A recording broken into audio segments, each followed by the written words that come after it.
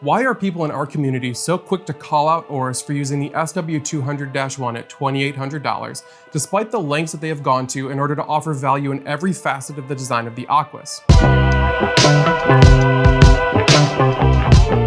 The Oris Aquis has long been a deep cut and fan favorite among dive watch enthusiasts, much as the brand Oris has been in the enthusiast community as a whole. Since its debut back in 2011, the Aquis has carved out a niche as more of a rugged, modern tool watch with 300 meters of water resistance, not falling victim to the vintage trends that have dominated the diver market, especially when looking back to that time period, but instead chose to carve out its own identity. And now, after a much-needed refresh in 2024, the Aquis once again refines its approach with a more slimmer and wearable profile. Unfortunately though, that has not stopped the vocal minority from voicing their frustrations at price increases and commenting that the movement technology hasn't kept up with the times. When it was introduced over a decade ago, it felt like a fresh take on a modern watch. Purpose-built, bold, and unapologetically contemporary, it never tried to look like a 1960s Submariner like so many others did. It was chunky, sharp, and boasted serious diving specifications, and over time, slowly but surely, Oris refined that formula, bringing design tweaks, color changes, and of course, a plethora of limited editions to the table. We've seen multiple case sizes added to the lineup, a ceramic bezel replacing that aluminum, special dials added to it, and a handful of useful complications added to the mix. But with the 2024 refresh, especially the 41.5mm case diameter, Oris is aiming to vastly improve ergonomics with everyday wearable capabilities without sacrificing what makes the Oris Aquis a true Aquis.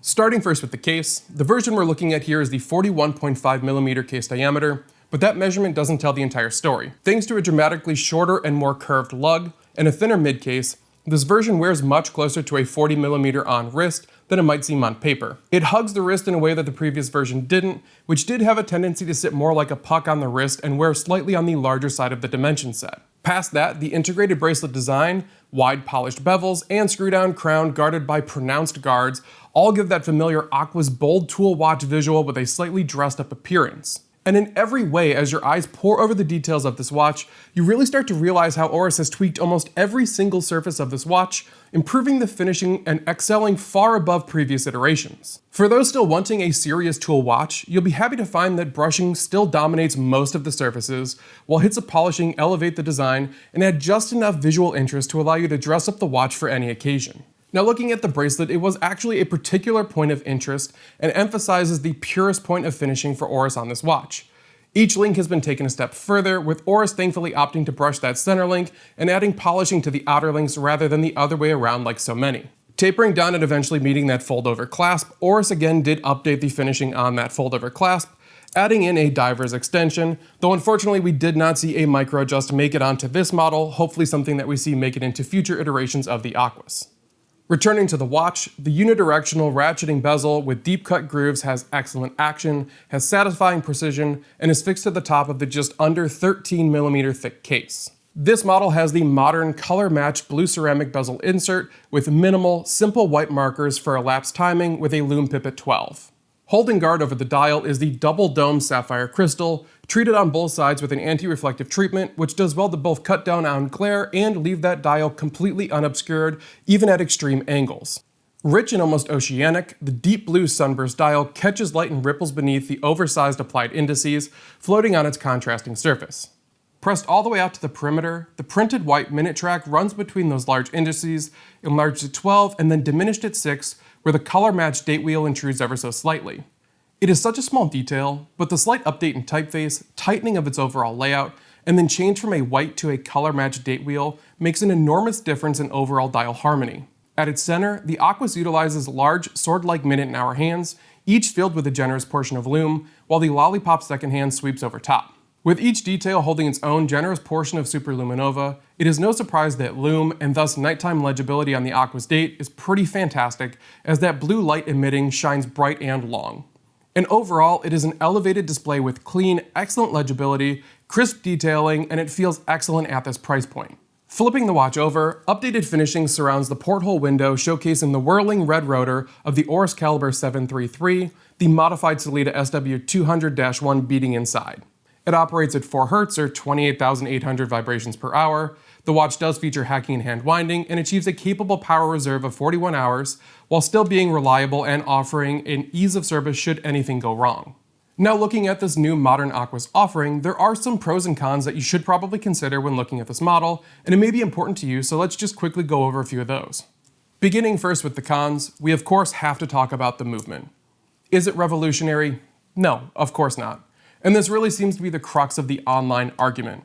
Many enthusiasts are very quick to call out the fact that despite creeping prices over the years and many iterations of the Aquis, we continue to see the same SW200-1 inside, apart from the more expensive in-house calibers and added complications that are models added into the mix at a higher price point. Now, that argument, of course, does not take into account all of the previous points that we have walked through, nor does it consider that the SW200 is a proven caliber, and should something go wrong, it is a more cost-effective caliber to get serviced with a shorter interval than other calibers might offer. Then there's also the 41-hour power reserve, which in 2025 does feel a bit lacking when compared to other offerings on the market, which are pushing towards that 3-day or higher territory, adding just a little bit of value, though really isn't all that necessary. And yes, the Aquis is an integrated design, which means that there are fewer options out there for you to wear your watch on. Now, luckily, Oris does offer a really excellent bracelet and a great rubber strap option, and those are very comfortable, but if you're like me, you like to swap out your straps frequently, and that is a point you might want to consider. But now, shifting focus over to the pros, the Aquis now does come in a ton of varieties of sizes, with proportions now aimed at virtually every wrist out there, so any person, whether you have a small or an extra large wrist, can find a very comfortable fitting option with incredibly technical capable dive watch specifications. There's also the upgraded finishing to the bracelet and the case, and the overall elevated look, fit, and feel of this watch make it a more premium watch than it ever has been before. At $2,800, Oris has done a great job of keeping the Aquis in a very competitive category when compared to its peers. To that point though, I know some of you are screaming at your screens right now saying Oris doesn't offer the same value that it used to, almost exclusively relying on the movement housed inside as your argument point. So let's quickly look at some of those competitors and see what you might be considering compared to this Aquis and see if your argument really stacks up. On your list, going from least to most expensive, maybe you're considering Formex out there with the Reef, offering a very definitive point of value, housing that COSC certified SW300-1 inside, swappable bezels, quick change bracelet systems. Yes, it's an excellent watch. Though I will easily argue that when looking at these two side by side, the Aquis will look on another level in terms of finishing and bezel action for just $500 more. Maybe you want to call out the Rado Captain Cook with a whopping 80 hours of power reserve. Sure, it's a nice watch with unique details and a bit of history, coming in at $350 less. But I'll let you in on a secret there. The ETA C07.611 is the same movement housed inside the roughly $1,000 Certina DS Action Diver Titanium that we have here in the Windup watch shop. Now, that watch is less than half the price of that Rado Captain Cook. Longines does manage to pull 72 hours of power reserve out of the L88 inside of the Legend Diver, though in order to do so, they do have to drop the beat frequency to 3.5 Hz. Finishing on this piece certainly takes it up a notch, and I'd argue that the Oris is still a little bit further in that category, but the Longines is certainly a nice option. For the same price as the Aquis, you might consider Seiko with the Prospex Marine Master, which is no doubt a solid watch, comes with a similar power reserve, though it has certainly more industrial finishing and less accuracy. And then finally, I'll bring up the Doxa Sub 300 Professional, with essentially the same movement on the inside but a lesser stated power reserve, not nearly the same level of finishing, but obviously a ton of history and a very dedicated fan base, but almost an additional $100 on top of the price point. So I'll pose the question to you, our audience, for those of you who've made it this far. Why are people in our community so quick to call out Oris for using the SW200-1 at $2,800, despite the lengths that they have gone to in order to offer value in every facet of the design of the Aquis? Let me know what other watches you'd put the Aquis up against that maybe I didn't consider for this video. While you're down there, please don't forget to like and subscribe. It really does help us out. And if you like this video, please do check out the other video we did recently on the Oris pointer date compared to my Neo vintage pointer date. But anyway, I know your time is valuable and I really appreciate you spending some of it with us. Until the next one, peace.